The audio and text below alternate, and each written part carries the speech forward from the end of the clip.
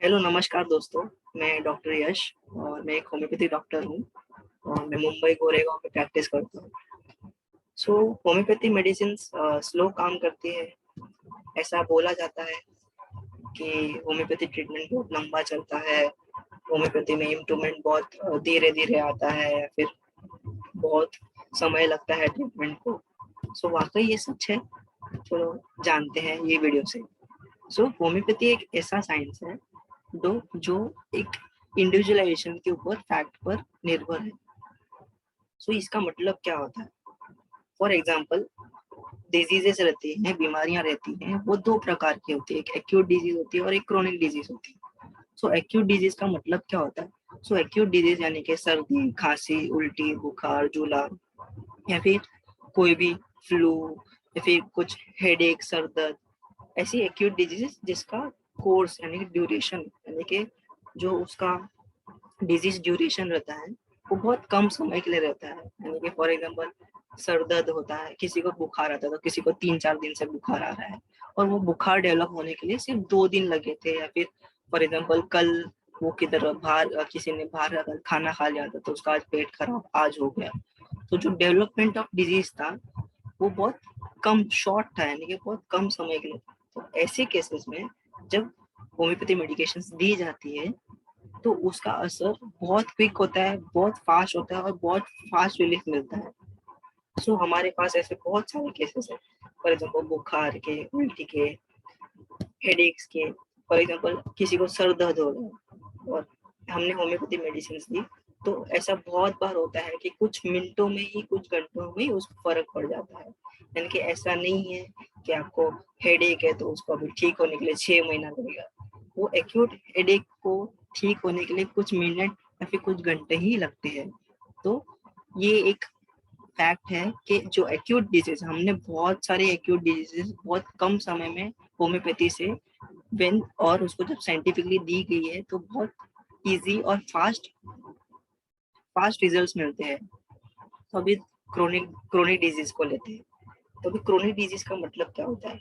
For example, diabetes है, blood pressure है, hypertension, पर्टिकेरिया, asthma, allergy की तकलीफ, दमे की तकलीफ, फिर ऐसी बहुत सारी क्रोनिक डिजीज जिनको आप बहुत समय से किसी व्यक्ति को बहुत समय से बीमारी है, फॉर एग्जाम्पल 10 साल से, 5 साल से, 3 साल से या फिर कुछ महीनों से।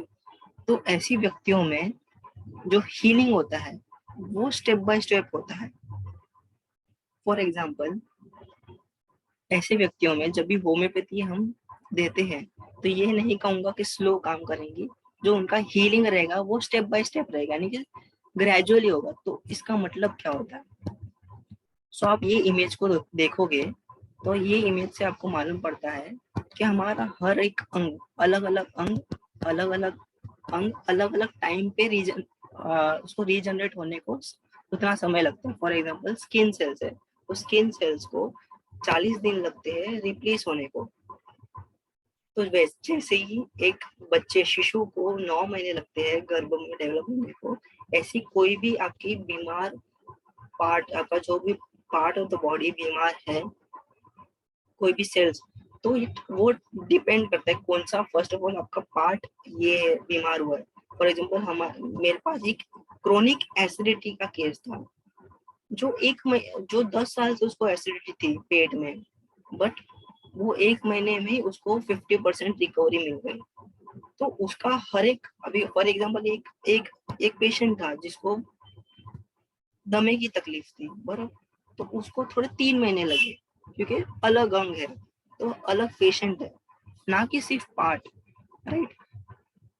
हर किसी का हीलिंग अलग अलग समय पे डिपेंडेंट होता है। For example, healing healing is also dependent के सामने वाले का लाइफस्टाइल कैसा है, उसका खान पान कैसा है, वो कैसे एनवायरमेंट में रहता है।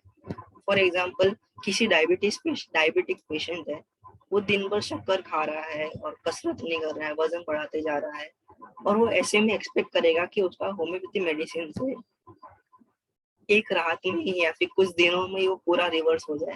ऐसा संभव नहीं है। तो क्रोनिक बीमारियों का जो जितनी भी क्रोनिक डिजीज होती है उन सब का हीलिंग बहुत सारी चीजों पे डिपेंडेंट होता है। तो इसमें ऐसा नहीं है कि होम्योपैथी मेडिसिन या फिर ट्रीटमेंट स्लो जाती है, ऐसा बिल्कुल नहीं है। होम्योपैथी अपना एक्शन बहुत फास्ट तरीके से उसको बूस्ट अप कर रही है। सो ये एक मिथ है कि होम्योपैथी मेडिकेशन स्लोली काम करती है, जबकि होम्योपैथी मेडिकेशन सबसे क्विक और रैपिड क्योर लाती है अगर उसको साइंटिफिकली दिया जाए तो। Thank you.